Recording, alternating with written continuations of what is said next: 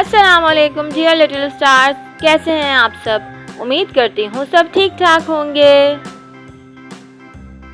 Dear stars, आज मैं आपको उर्दू गिनती 81 से लेकर 90 तक हिज्जे के साथ पढ़ना सिखाऊंगी। तो चलें क्लास शुरू करते हैं। अलिफ काब्जे एक किए, लिफ या एक किया, सीन छोटी सी इक्यासी।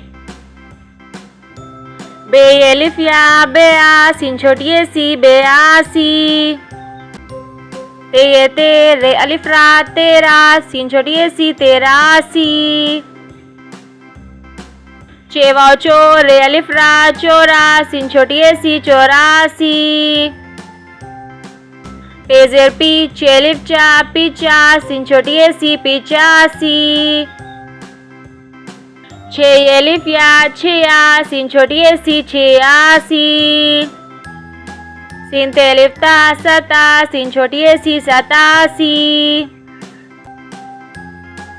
अलिफ ठे अलिफ ठा अठा, सीन छोटी सी अठासी। नून ज़बर ना वाव अलिफ वा नवा, सीन छोटी सी नवासी। नून वाव ज़बर नव वाव ये बढ़िए वे नव्वे। आइए अब रवा पढ़ते हैं। इक्यासी, बयासी, तेरासी, चौरासी, पिचासी, छियासी, सतासी,